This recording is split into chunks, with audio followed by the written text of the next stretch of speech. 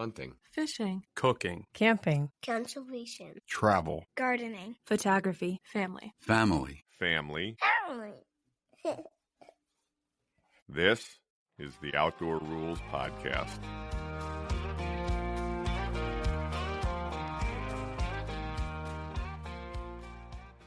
Getting these going. It's always part.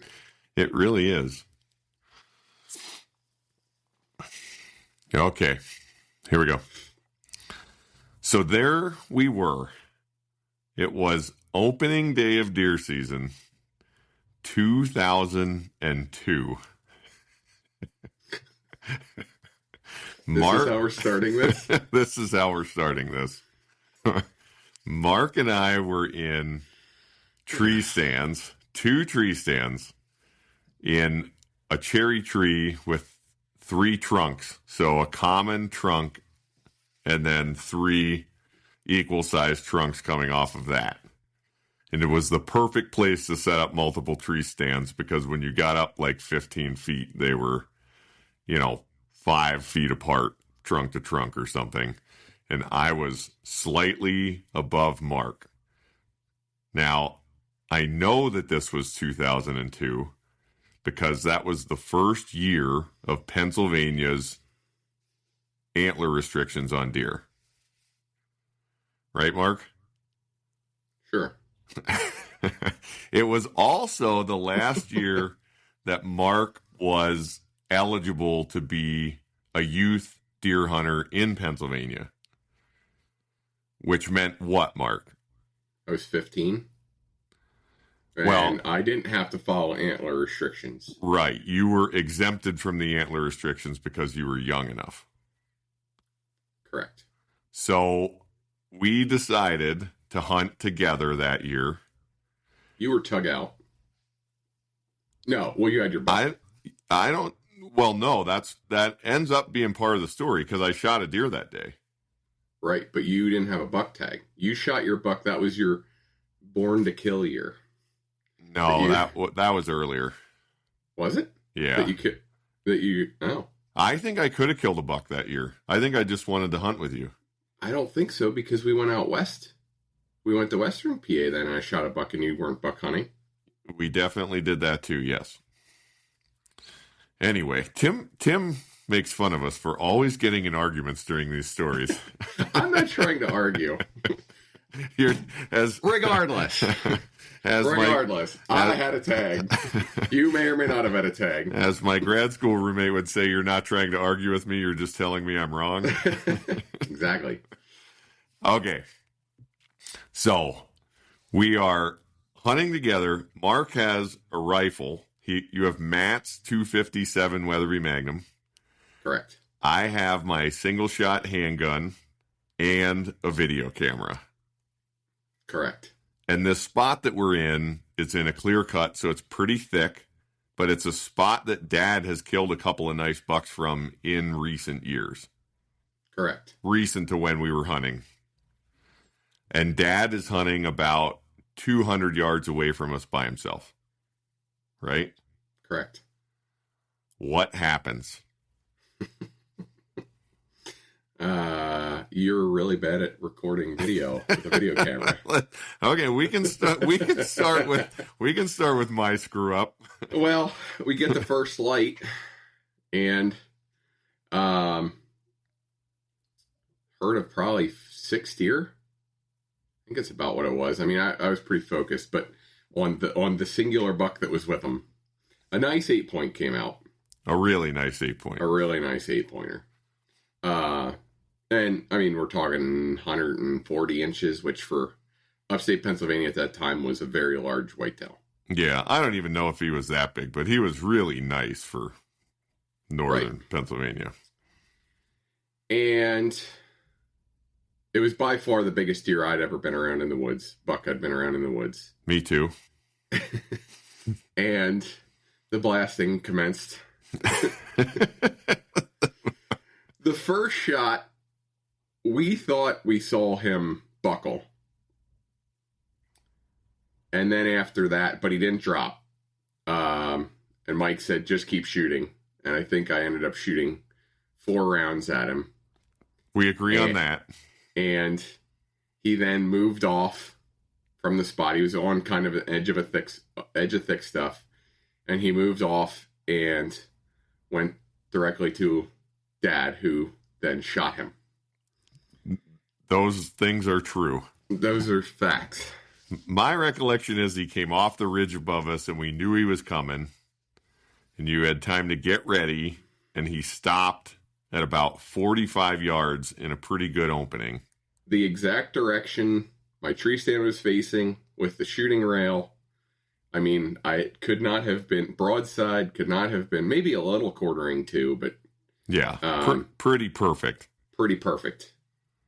And you shot that first shot, and like you said, he jumped, almost like he was hit, but he jumped, but he only ran like 10 yards. Right. And he stopped again. And this is one of the things that I'll like never forget about this deer is he stopped again and looked around like, what was that? And I looked down at you, and you had not reloaded yet.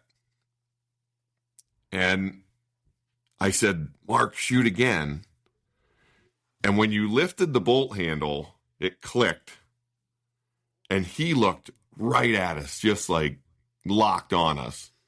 And he watched you work the bolt handle, put the gun back on your shoulder, shoot again. And it was like he did the exact same thing again.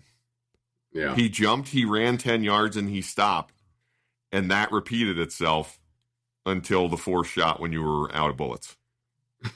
And then, but when you shot that fourth shot, he immediately took off running. Right. And it was like, we weren't actually 100% sure where Dad's stand was, but it was like, I felt like he was almost barely out of sight and there was a shot. And then at that time we carried radios with us to communicate because, we're in big woods and there were no cell phones, or we didn't have cell phones, or they didn't work. And I remember like digging for the radio and finally finding it and just get to where I'm going to call Dad, and Dad comes on and says, I got a big one. That buck had just run right to him. You're right. Yeah. And then we thought, well, maybe you had hit him one of those shots, and we went over there and he only had one hole in him, and it was from Poppy. Right. Yeah. There was one spot on his brisket, I remember, where it looked like I grazed some hairs, maybe. Could have been a scar, we don't know. But that's one of those, to this day, and this story continues, and gets more embarrassing as it goes. But to this day, I mean, it wasn't as if they took me out in the woods, dropped me off, here's a gun, you figure it out, Yeah.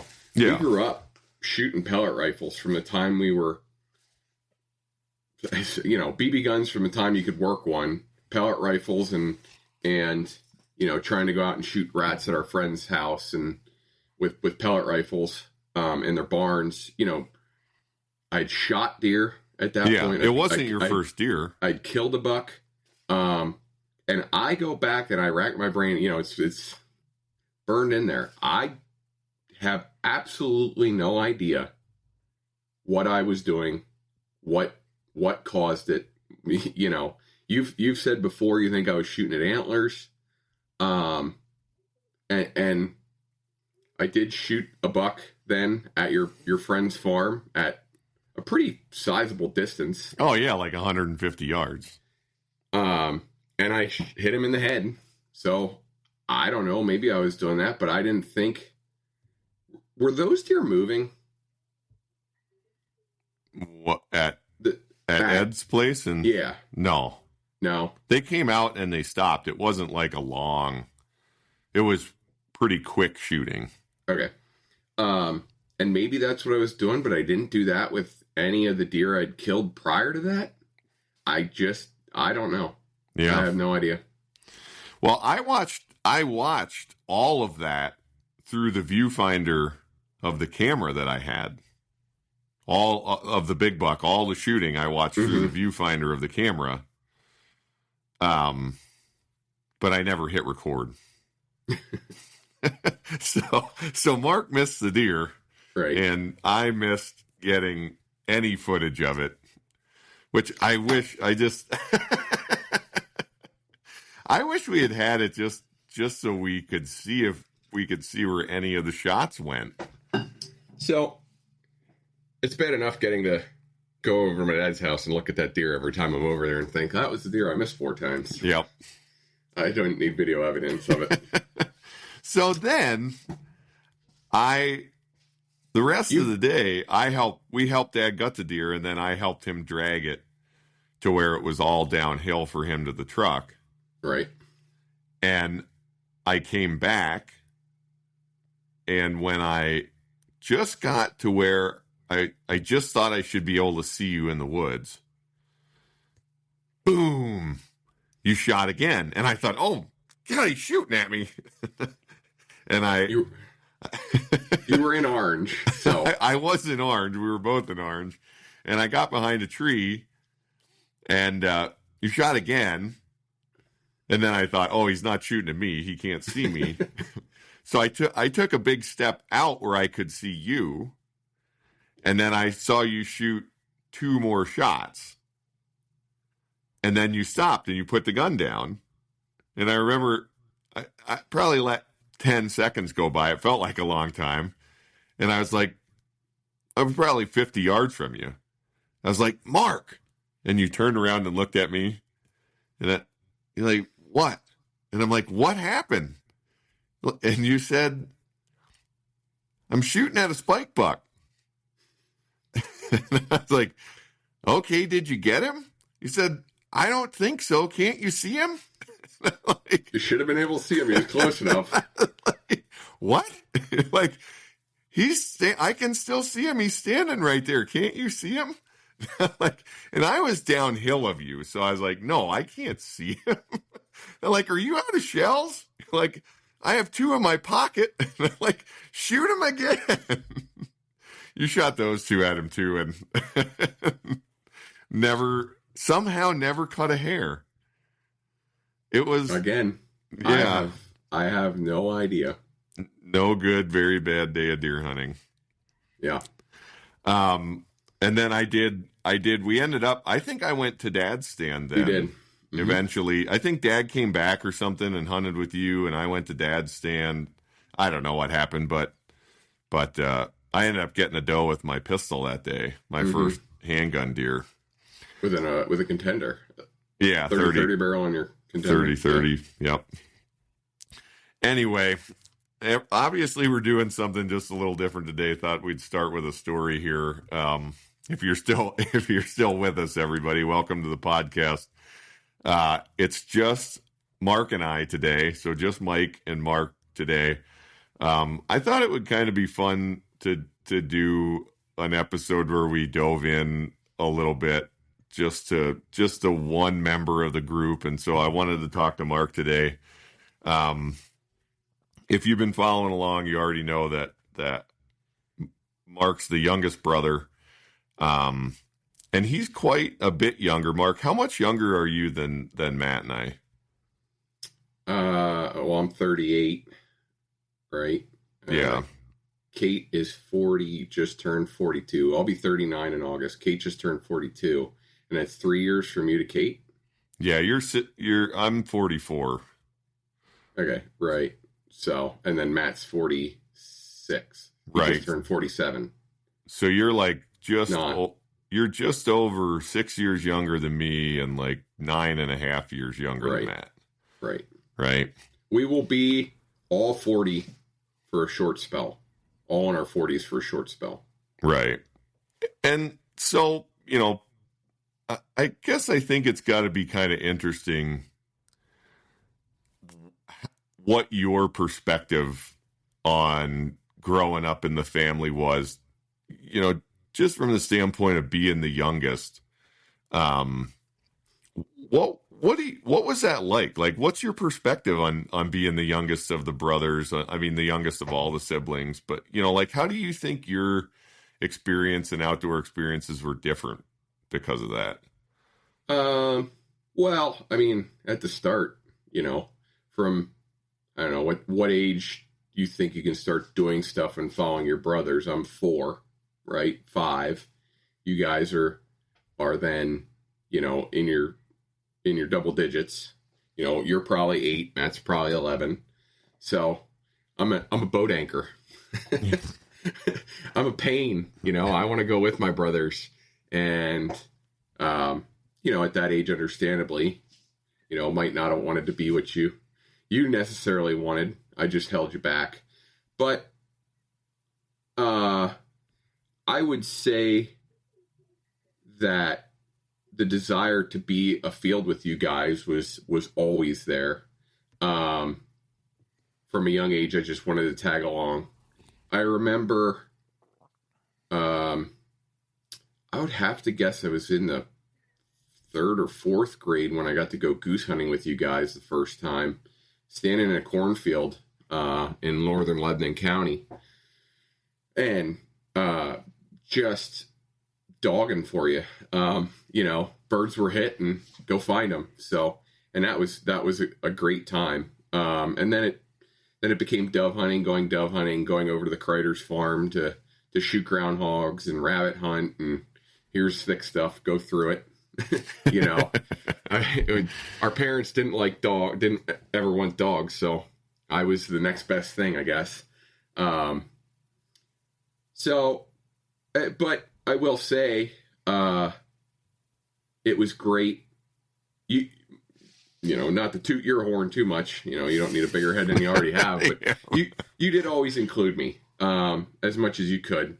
Matt was more the big brother, and you always kind of brought me along.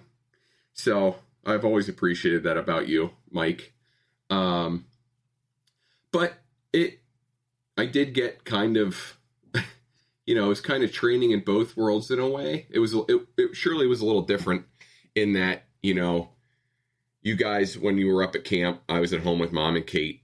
We were watching Hallmark movies and getting ready for Christmas. I was stuck at home. So maybe a little softer side. I don't know.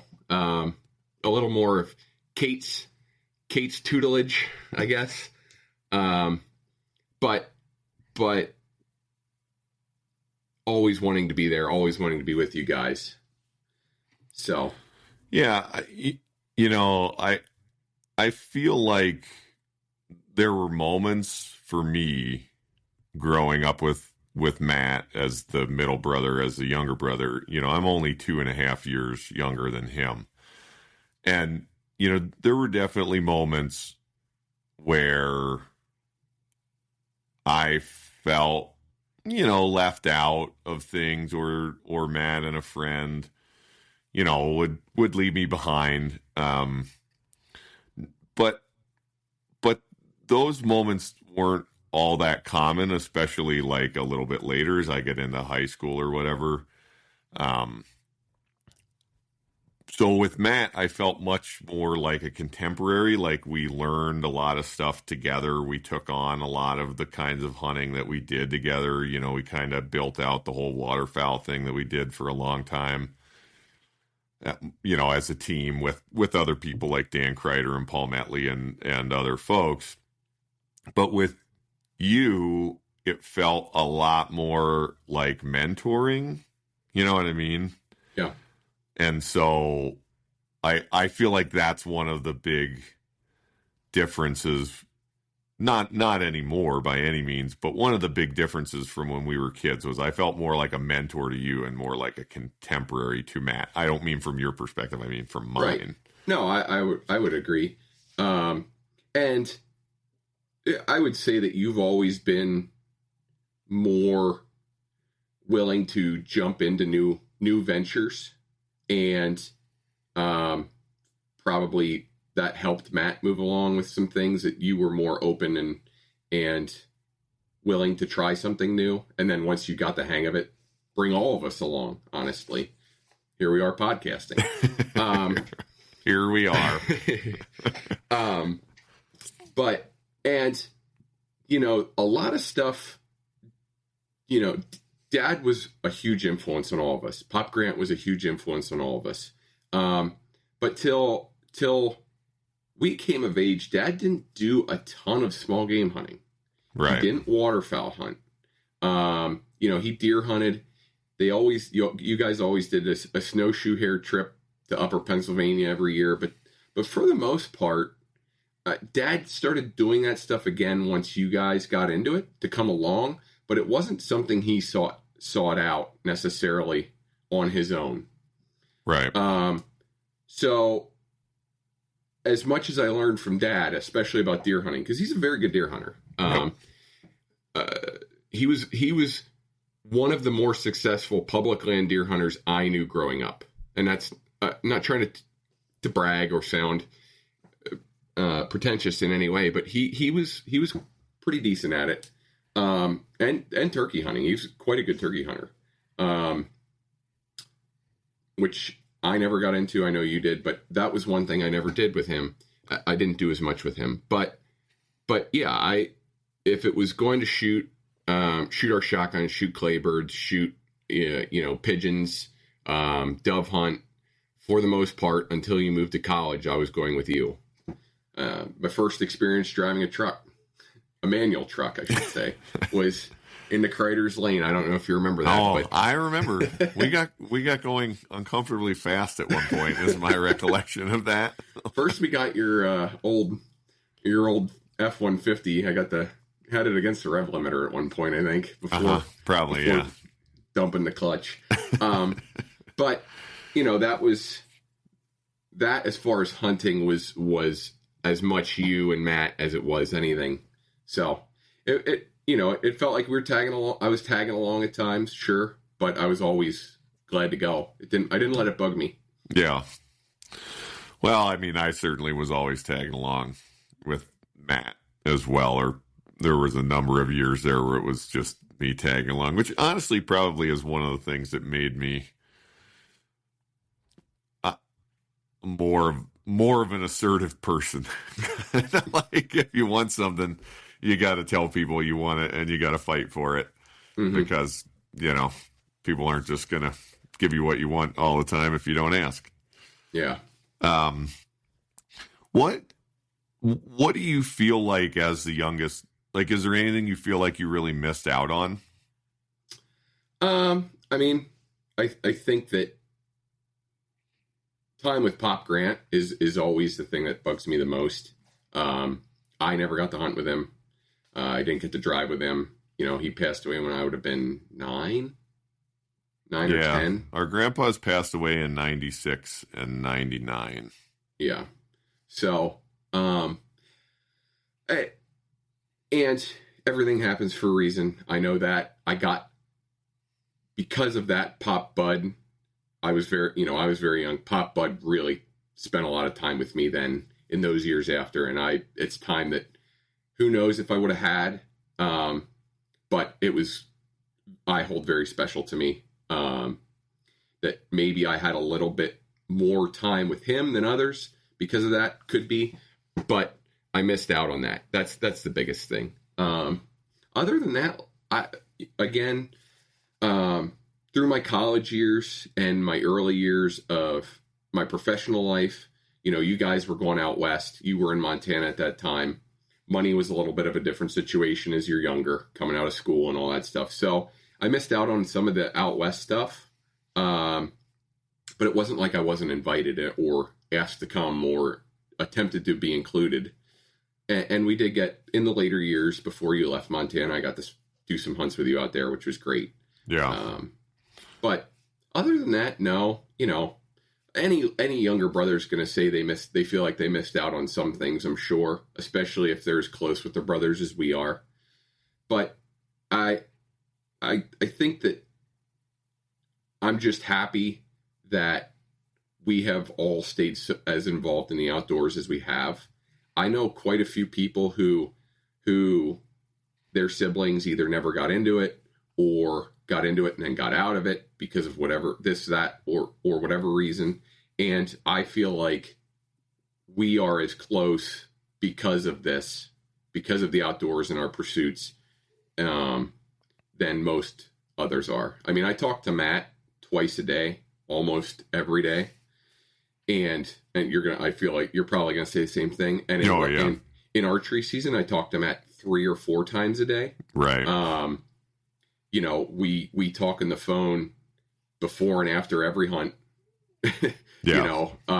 I talk to him in the morning to see, what the wind's doing, what stands he's thinking he's going to, what stands I want to go to. I talk to him at lunchtime because he's getting close to done with work and letting me know, hey, I'm going to head out. So we wouldn't have as much interaction and I talk to you after every hunt and typically before every hunt. So we wouldn't have these interactions if it wouldn't be for the outdoors, but I can't imagine a world where we didn't talk as much as we do. Yeah, I agree. It's kind of like the seed of conversation a lot of times is what we're doing around the outdoors, but it's about staying connected to each other too.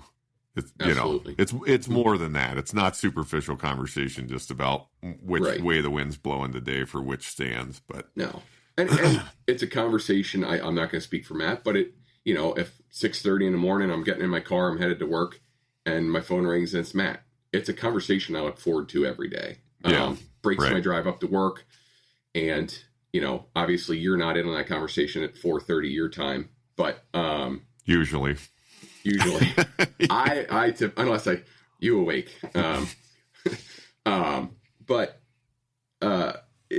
It's just, I can't imagine a world where we're not having a conversation 2 or 3 times a day, but I can't imagine that if we didn't have the outdoors, we wouldn't just talk a lot.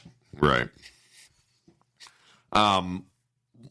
What about any stories that come to mind for you just about trying to keep up with Matt and I, or, moments in the outdoors of I don't know, just funny stuff or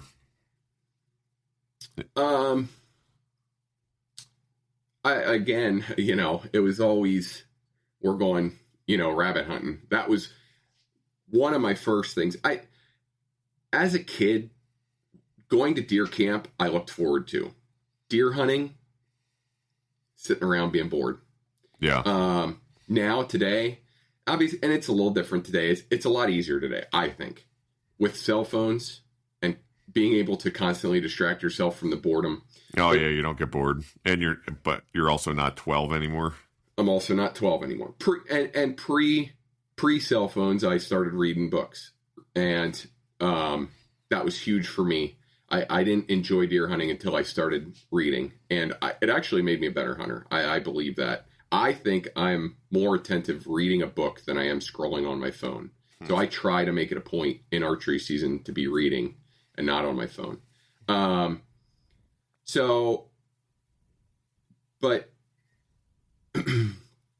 I would say, like, things I remember, again, I looked forward to rabbit season, I looked forward to goose season, I looked forward to duck season, especially the week between Christmas and New Year. Before we started really flintlock hunting, that was what we did around home. That wood duck right there, we shot. It was actually kind of strange. We don't get a lot of wood ducks around here in the wintertime. Right. And we had a pretty heavy freeze, which made the section of creek we could hunt much better. And I'll never forget that bird coming down the creek, and you and Matt saying, "Here it comes. This bird's yours." And one shot stoned it. Like, you gave me 100 of those shots, I'm going to miss it every time. But because it wasn't especially close, it wasn't especially easy. The bird wasn't landing. It was just a passerby. But you guys both being like, "Yeah," and then the snow is deep, so it took us a little bit to actually find it. And again, always being Kevin and I in the thick stuff. If we're rabbit hunting, there's the thickest, ugliest, briariest junk. Yeah, well, that's right. That's what little brothers are for. So, and Kevin is Dan Kreider, who we've mentioned a couple times, his younger brother, who was my exact age. We became friends in the 2nd grade, and you guys became friends organically. We became friends with each other's brothers at the exact same time. And then one day got pulled out of school to go to the Sportsman show, and he was with. Yeah. So it was just like one of those funny coincidence things. Right. But no, again, you guys always really made me feel like you wanted me to succeed in the field as much as you guys wanted to succeed in the field. Another time you guys had purchased pheasants and stocked them for Kevin and I at one of your friends' farms. And I just remember that being a special moment, shooting my first pheasant. Yeah, I remember that rooster. Still the only pheasant I shot in one shot. I have a hang up with them things. Yeah, there's something about them. So, it's just, fishing was a little bit different. And maybe that's because you guys were so competitive at fishing, I think. Maybe Matt a little more than you. Maybe. Or maybe it wasn't. Maybe it was you were more competitive than Matt because he was going to spank you no matter what you did. Yeah, I don't know. But, getting to a creek, getting to the river, getting to Stevenson's Dam upstate, and it was just trying to keep up there was a whole different game than in the field hunting. Matt was hard to keep up with fishing. Matt runs and guns fishing. He moves fast. Part of what that is he knows that if you're the first in the hole, you're going to more than likely outfish the person behind you. Right. So it's really hard to go slow. Right. Because as a kid, Matt was no mercy about that. He moved on a stream or a lake or wherever he moved. He caught the high percentage fish first, and then he moved on. Right. Yeah. He would eventually, at least for me, when he would take me when he was older, if he was spanking me 10-0 or 10-1, then he might come in and say, all right, the next hole's yours. Here's the cast. Here's the drift. But if you missed, yeah, you didn't get a second shot. He gave you the first cast, but not the second cast. Correct. And if you missed your spot on the first cast, it wasn't like, no, not there. Right. His charity only went so far. Well, he might have said, no, not there. And then he would have said here. And then he would have placed the perfect cast and caught a fish. Exactly. Yeah. And so you graduated high school in what, 2004? 05. 05. And then we've talked a little bit about the golf course outside of Quentin, where we grew up. You worked for the golf course through high school, right? Through high school. Yep. Mm-hmm. And then what was your path after that? So college didn't feel like it was necessarily for me. And I got pretty late into my senior year, and I was working co-op at the golf course. And I did a lot with ag in our FFA or at our FFA, and a bunch of ag courses that were associated with that. Small engines, welding, concrete, woodworking. And wasn't 100% sure what I wanted to do post-college. Post-high school. I enjoyed working at the golf course a lot. We all worked at the golf course for Jim Jones, who's a great family friend. He was a superb role model for me career-wise. He did a lot for me. He helped me a lot. And I was the only brother to go and work on the grounds crew. So I really enjoyed that work a lot. I enjoyed working with the mowers. I enjoyed mowing. I enjoyed all the day-to-day with the golf course. And in the latter part of my high school, my senior year, a flyer got passed around in one of my engines classes. I wasn't actually in that class. I was advising in that class. I was helping out. And it was for a certificate program at Penn State for turf ag equipment management. So more of the managing mowers, the shop side of things on golf courses. I had a little bit of experience. It wasn't a full accredited program. It was a certificate. I would be working some with some of the turf grass guys up there, and it was just a short program. They really wanted you to spend time in the field.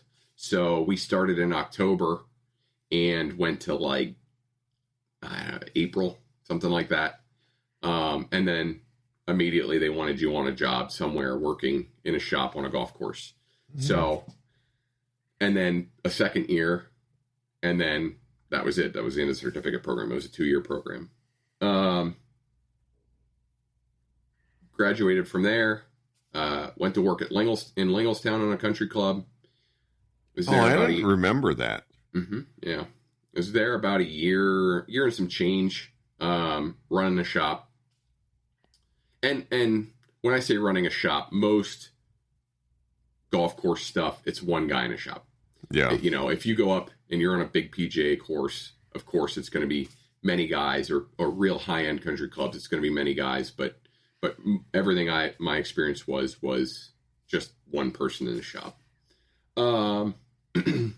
Then I went to work actually back for the Joneses. So Jim is actually a family member of a group of people who own multiple golf courses. I went back to work for that company at the main course in Pine Grove. I spent about 2 years there, and then I moved to a course they had in New Jersey and spent 2 years there.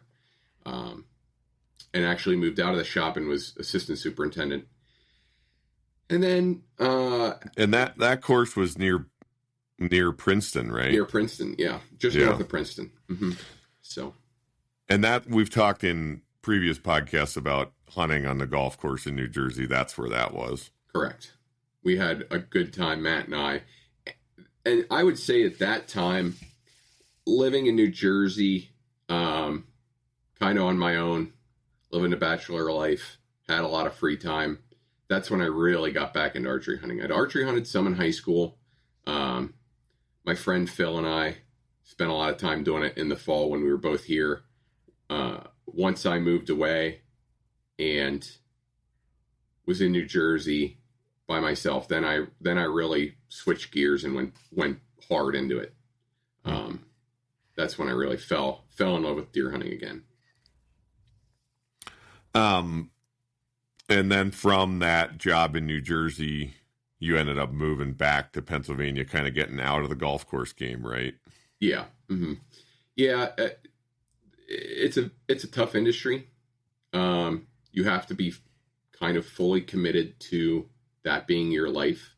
The joke was when you're a superintendent, you know, the golf course is your wife and your wife is your mistress.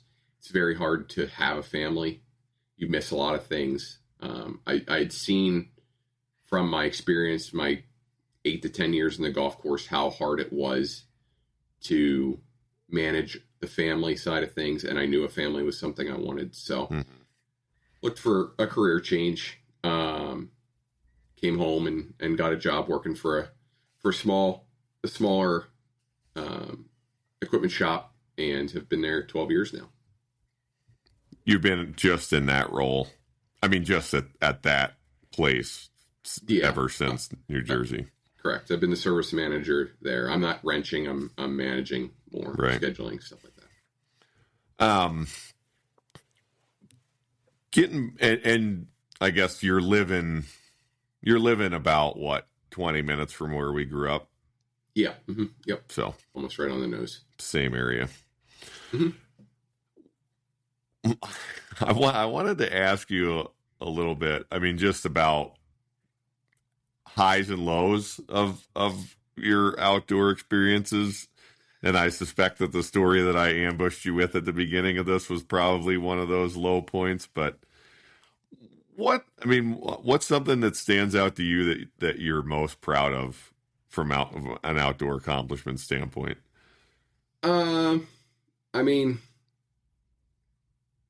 let me throw a caveat on here. Not something that is mentoring somebody else or, you know, taking your daughter, because I'm sure you're very proud of those things and you should be, but I'm kind of more interested in specifically for you, something you've accomplished.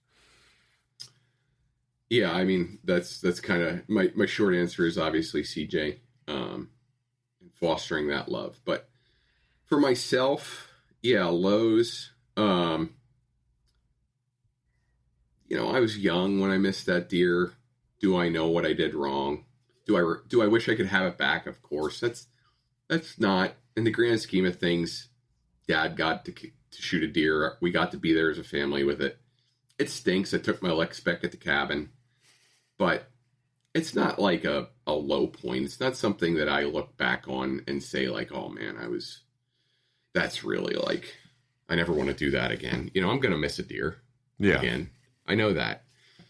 Honestly, and maybe it's just how close it is yet. This past season was pretty low for me. I had, with everything that was going on, which we've discussed in previous podcasts, I just wasn't able to get out in the field. I didn't feel excited for it.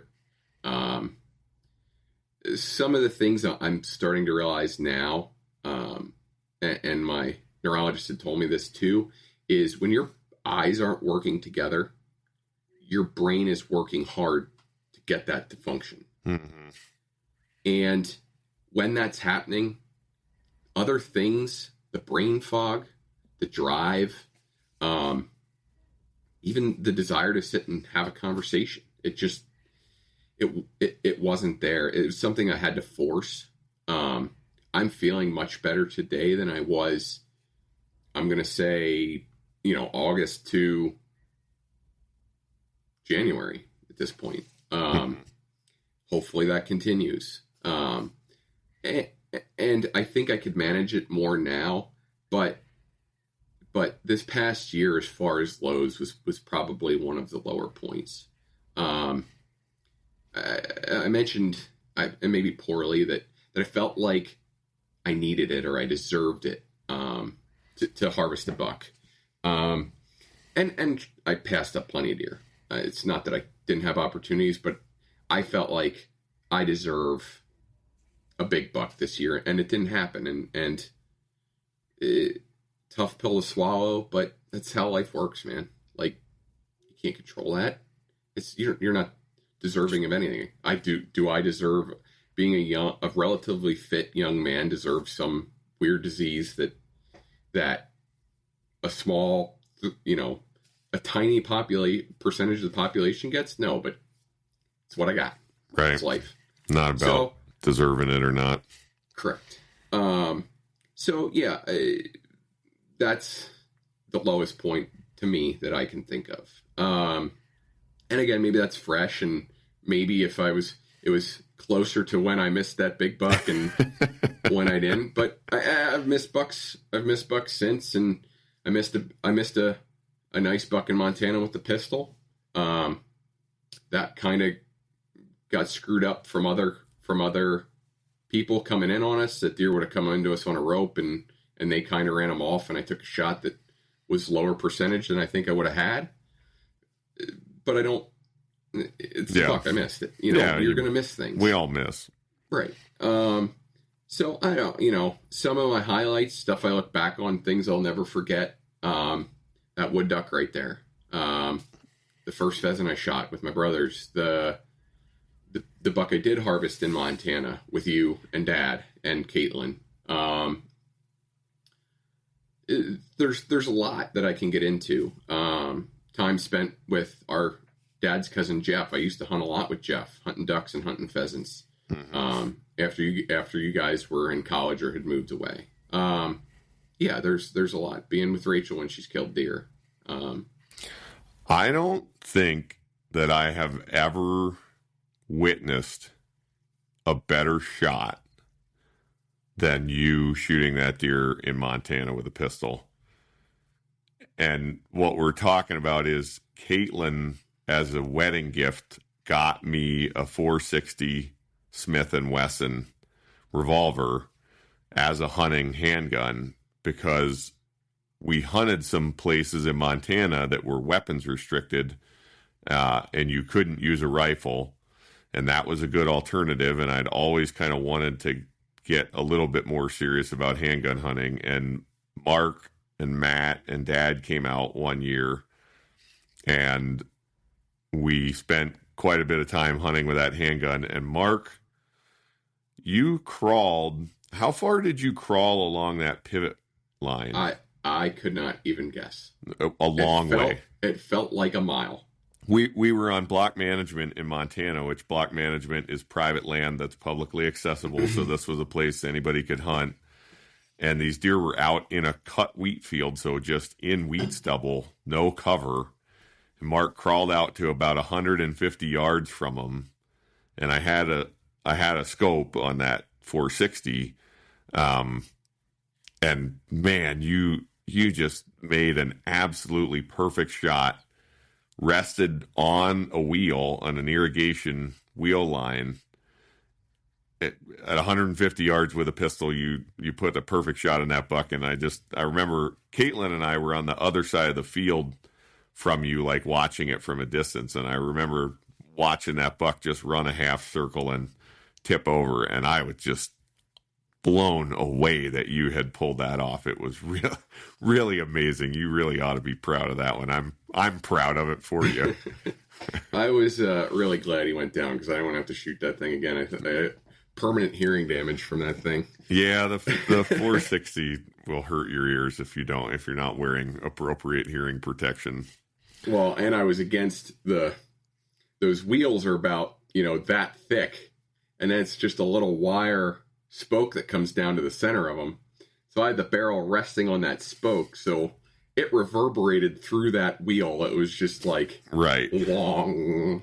Yeah, if you're not watching this, if you're just listening, the wheels in those wheel lines are like 6 inches thick or something. Like the part that touches the ground is 6 inches wide. But yeah, very, very loud shooting that pistol.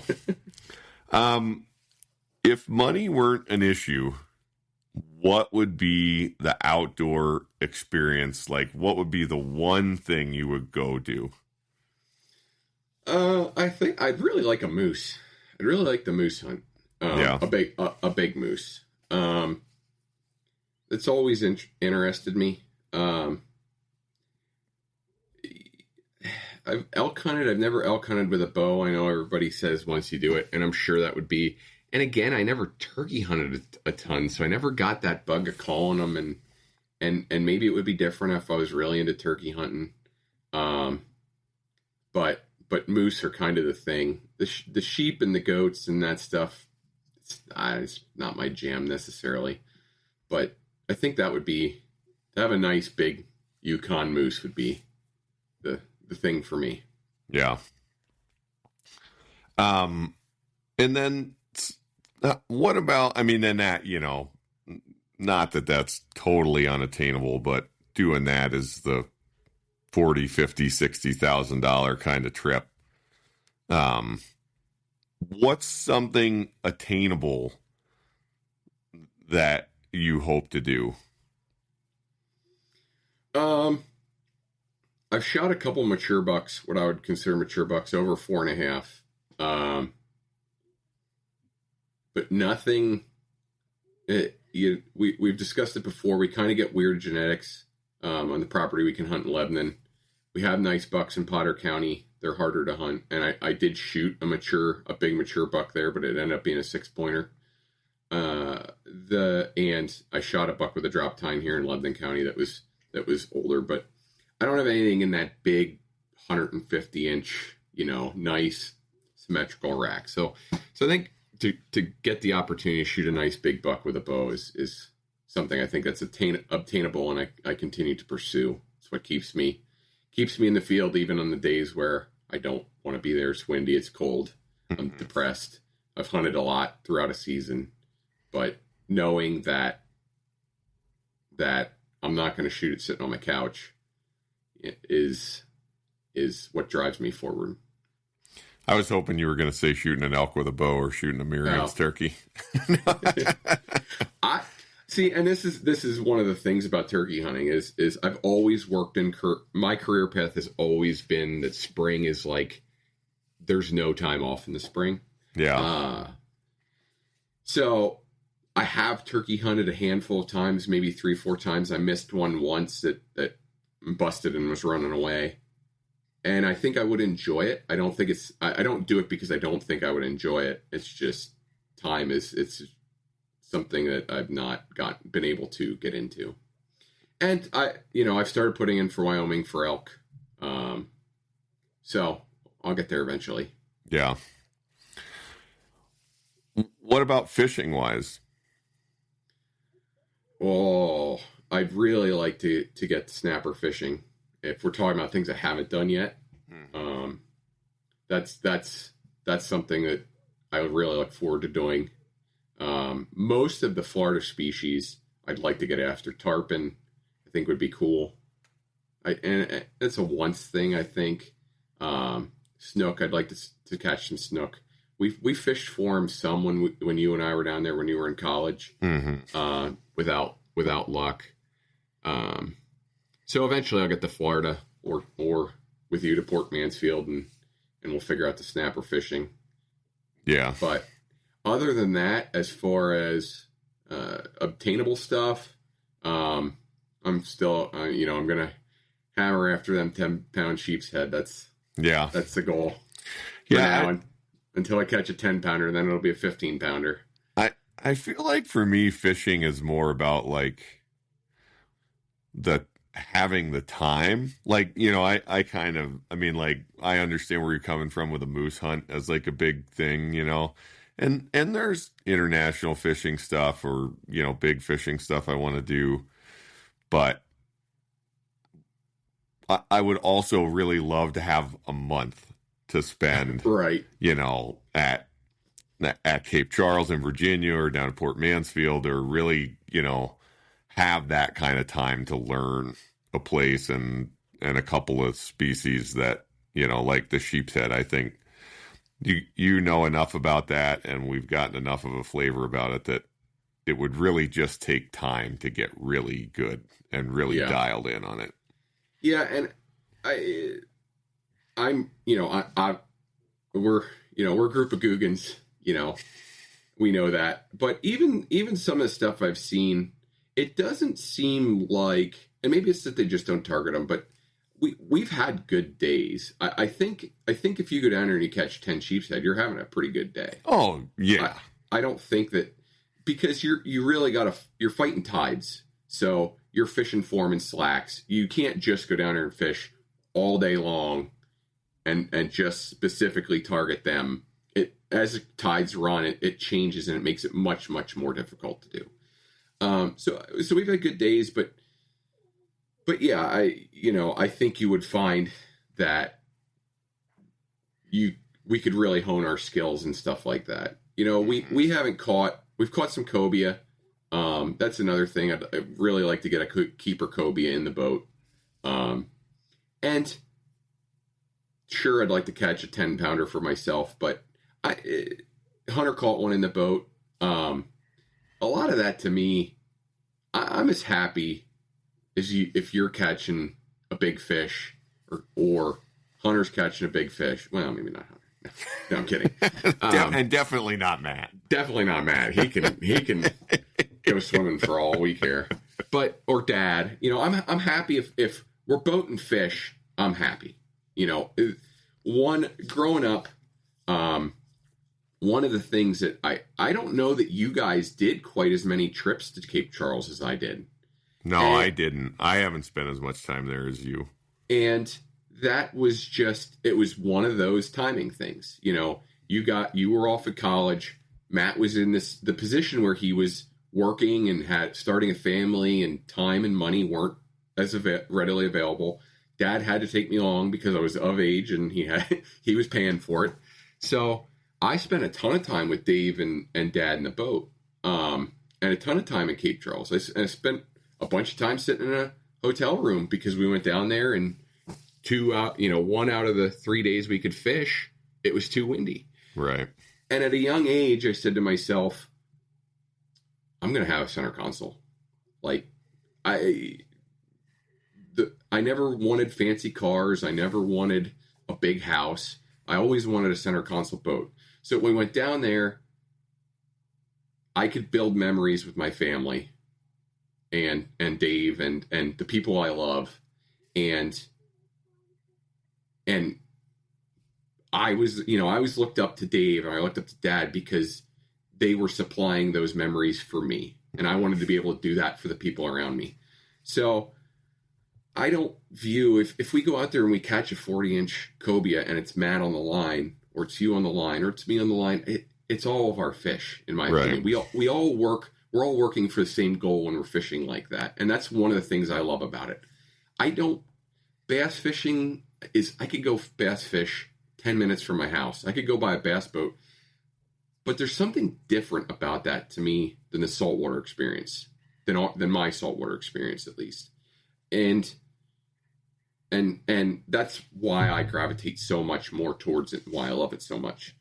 So getting a keeper cobia, getting some real big sheep's head are goals that I have. I don't know that there's necessarily anything, maybe someday we go out to the lobster pots in New Jersey and catch Dorado off my boat. Maybe someday we get to the point where we're going out and trolling for tuna and doing stuff like that. But we've done charters and that was okay. It's just not really our jam, I don't think. Right.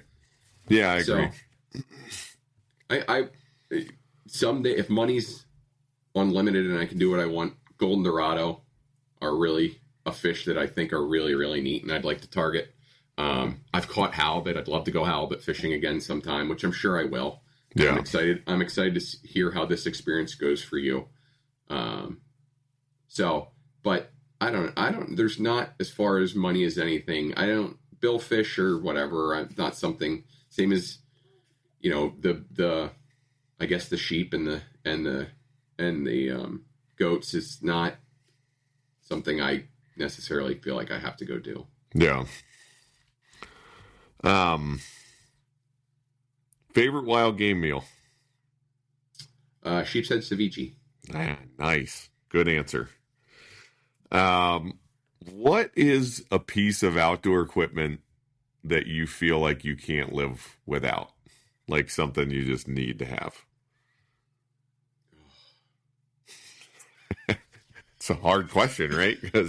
Well, I mean, if you have an ice fishing rod, then you need an ice fishing auger, then you need I said to Rachel the other day, it's like, it's not even that our hobbies cost so much.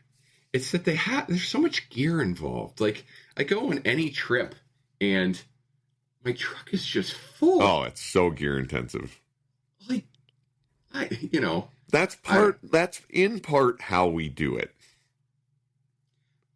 What can I get away with not taking ice fishing? I'm just saying that we definitely have a gear intensive perspective about this stuff. And I like gear. Right. I like getting a new tackle box to organize the new Nomad squid jigs that I got that I probably will never fish with. Right. Because I got 15 other things that I know work, but I gotta have them, so I don't, I mean, I guess the center console boat's kind of one of those things I can't live without. From a family perspective, if I'm going bass fishing, Matt has the bass boat, Yeah. I have the saltwater boat currently. Right. And not that we couldn't use the boat, Dad's boat, but it's sure a heck of a lot nicer being in 2.5 foot waves in a fiberglass boat than it is in that aluminum boat. So I guess that's my answer, my boat. Nah, it's a good answer to me. I like your boat.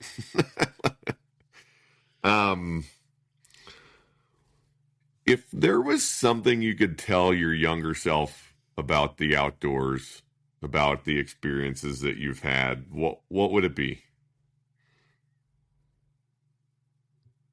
Man, I'm sure everybody would say something along these lines, but just cherish it, man. Like, you don't get that time back, and it is special. Sure, you're going and shooting pigeons at the Craters relatives' farms with your brothers, but it's not throwaway time. It's not meaningless. It's not nothing. Yeah, you get a pigeon meal out of it, but that's not what's important. And I don't think we've ever really been. A 200-inch whitetail isn't what we're about. I feel as brothers. Yeah, we like shooting big deer. And sure, I'd love to shoot a 200-inch whitetail sometime in my life. But if I don't, I would trade 100 hunts, 100 days of being with you guys for a 200-inch whitetail any day of the week. And maybe you guys don't feel that way, and that's fine, but that's just what my experience is. I don't need to go shoot a 400-inch bull elk. I don't need to go, but if it were trading, going out by myself or with a guide, a bunch of people I don't know, and shooting a 400-inch bull, or I go with you guys and shoot a rag bull, I'm going to pick that rag bull every day of the week. And people might not believe that. And they cannot believe that. That's fine, but it's genuine. It's the truth. Yeah, I appreciate that. I feel the same way. I think for me, it would kind of be that, like, don't get jealous of other people and the stuff that they shoot, because you don't understand those situations. And the thing that we have is special, and it's more special than just the big set of antlers. Absolutely. Yeah. I had it. I know I have had it at times in my life, and I say this. I've seen people who are level-headed and kind and all that stuff, and a set of antlers, a big set of antlers, makes them a different person. And I've been that way in my life. To your point, I've had friends who shot big bucks, and at that time, instead of being happy for them, it was jealousy. And through life experiences and where I'm at now, I never understood the drive people have to poach deer. Never understood the drive people have to shoot deer out of a truck. What do you get from that? That's not what I get from my outdoor experience. At the end of the day, it's not the antlers. And even shooting a deer by myself, I shot my drop tine buck by myself. It was a great experience. I'm glad I went through it, but I would much rather have done that with you or Matt or Dad on the property, to be there and share in that moment with me afterwards. My favorite buck I killed was the buck I killed in Potter County, because Dad was there at the end of it. And I'll remember those moments stronger than I remember what happened after I got down from my drop tine buck falling. It was then, okay, now I got to go do the work. Where with Dad there, it was sharing in the elation, sharing in the work, sharing in all of it. That's more special to me. And maybe those experiences are what shaped me to be this way. And say, maybe if you would have asked me in 2017, hey, would you rather spend a week at the cabin and shoot a 6-point with Dad, Matt, and Mike, or would you rather go shoot a 400-inch bull? I might have said a 400-inch bull at that time. Yeah. But now, today, where I stand, it's the family time, is more important to me than any trophy. Nice. Well, that kind of feels like a heck of a concluding thought. You got anything else that you want to add to this one? I don't believe so. I just, I am grateful for you and Matt. Everything that I do is in part because of you. The way I pass down these things, I learned from Matt, honestly. To CJ, it's a lesson I learned from Matt. I'm still learning today these lessons from you guys, following in your footsteps. And obviously I would not be the man I am today. I would not be the outdoorsman I am today without you guys. Unfortunately, it's sad I never got to spend time afield with Pop Grant, but because of you guys, I get some of that. I get to hear those stories, and I get to learn those lessons. So, thank you guys. Thank you. I love you, man. Love you too. Hunting and fishing, the great outdoors. Mixing history, laughter, love, and folklore. Creating memories with family and friends. These are the trophies that matter in the end. Outdoor runs.